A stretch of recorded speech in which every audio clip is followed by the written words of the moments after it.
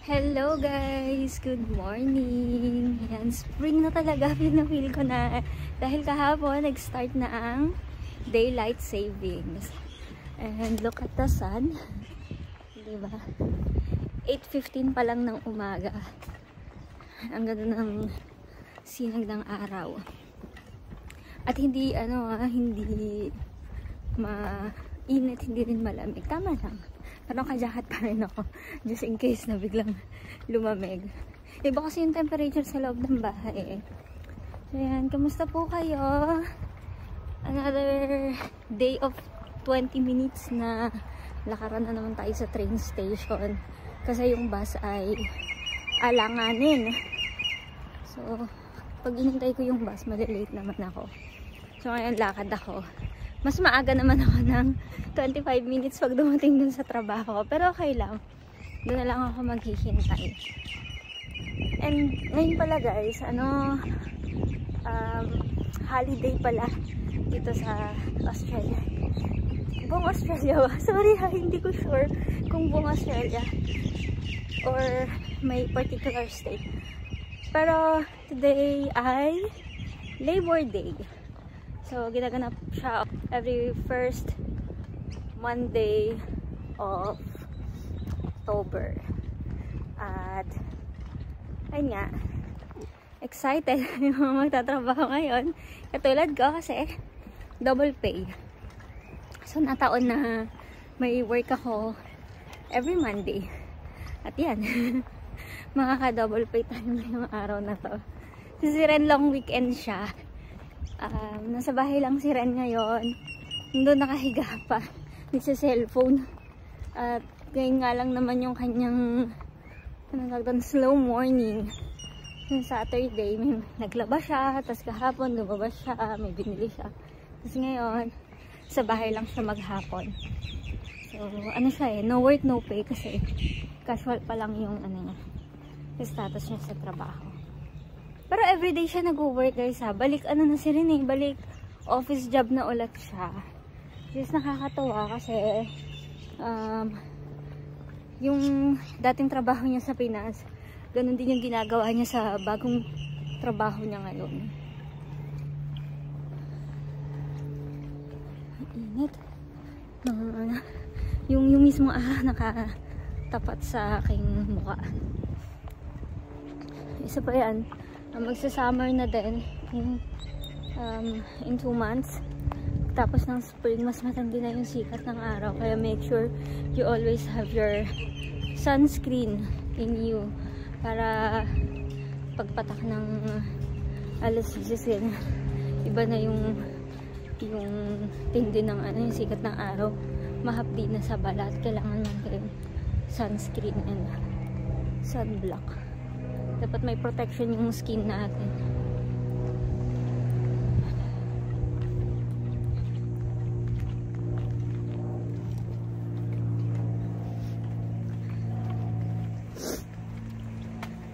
Nakaka-excite na umuwi ngayon sa hapon kasi liwanag pa. Unlike dati na kapag labas ko ng trabaho, medyo madilim. Ganun din ko pag winter season.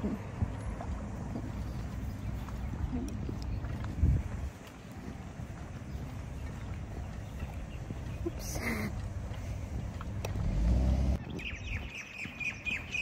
Kung holiday din sana ako ngayon, ang plano namin na rin ay mag-camping sana kami.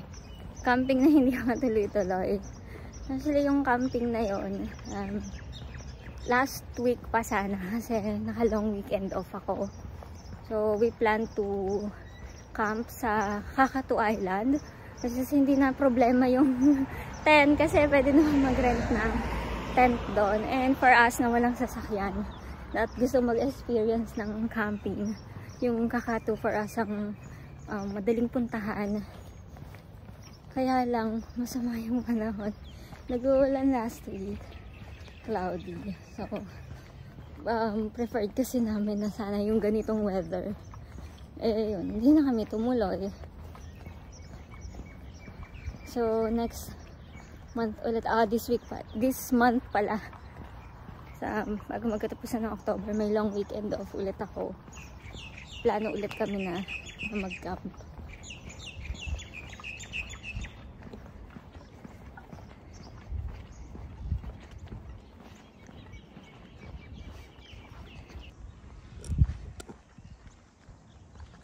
Spring na talaga. Tingnan yung mga puno dito.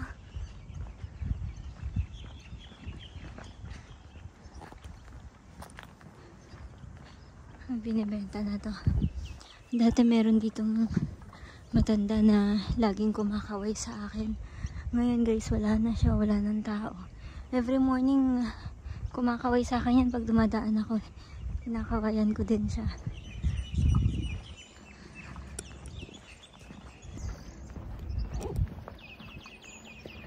Yung neighborhood talaga dito sa Australia. Ibang-iba no, kumpara sa atin sa Pinas. Dito, parang hindi kayong maa-attach masyado sa mga kapitbahay. Sa neighbors mo. Kasi nga,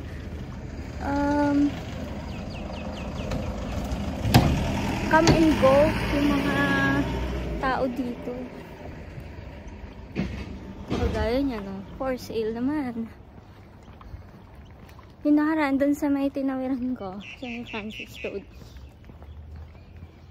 Dati, for lease. Tapos, merong lumipat. Siguro ilang months lang siya doon. Parang 3 months lang. Alam ko, Filipino yung mga yun eh. And then, makita ko, for lease na naman ulit. Ngayon, iba na naman ang nakatira.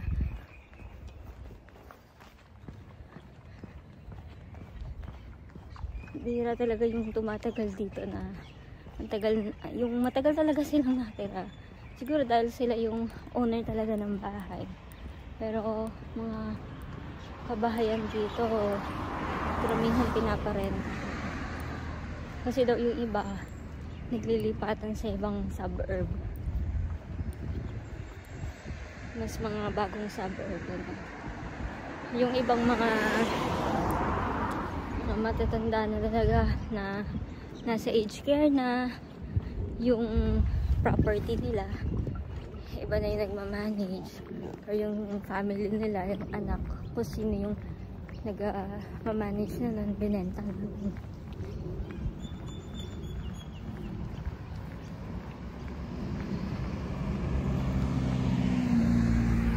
Sobrang mahal talaga ng rent dito sa Australia. Kaya blessing sa amin na since we arrived here, ay nandun kami sa bahay ni Ate Edith. Tapos mura lang yung rent namin. Para pa kami nasa sariling bahay. Komportable ang pagkilos namin doon. Unlike doon sa ibang upahan mo. Yung iba nagkukwento sa akin na nahirapan sila kasi ang daming pakikisamahan. Tapos sa iba-iba yung kasama nila dun sa isang bahay.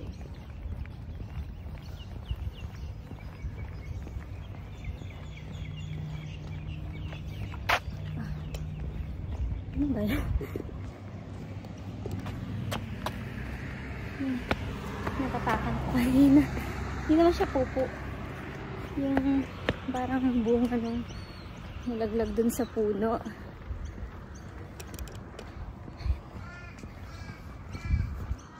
Morning po. Ayan, malapit na ako sa train station. Hinihingal na ako.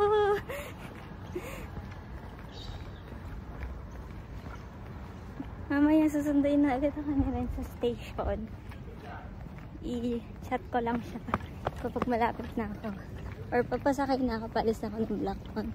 Kasi susundo ako niyan sa station.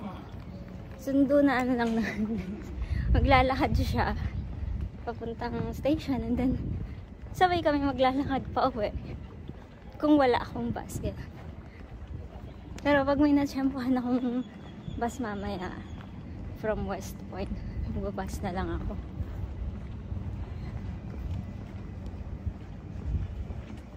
Luwag ng parking na yan.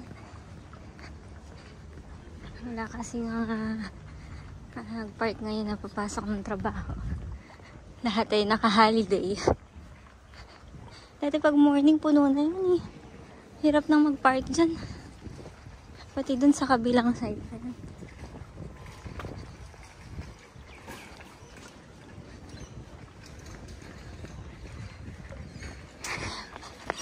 Baka may iwan ako.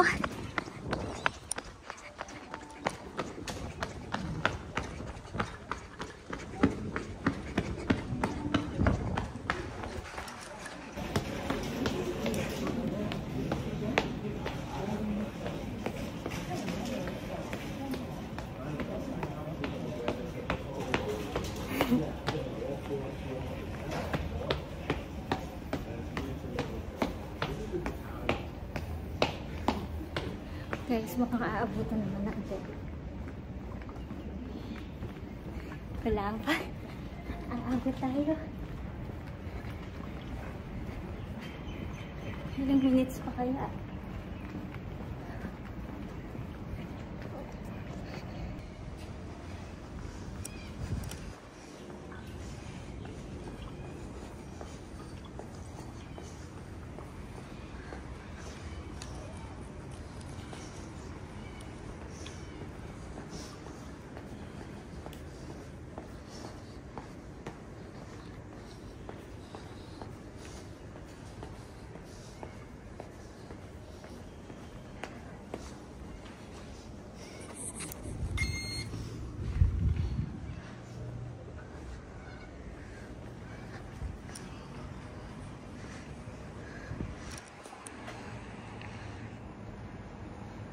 Two minutes pa daw.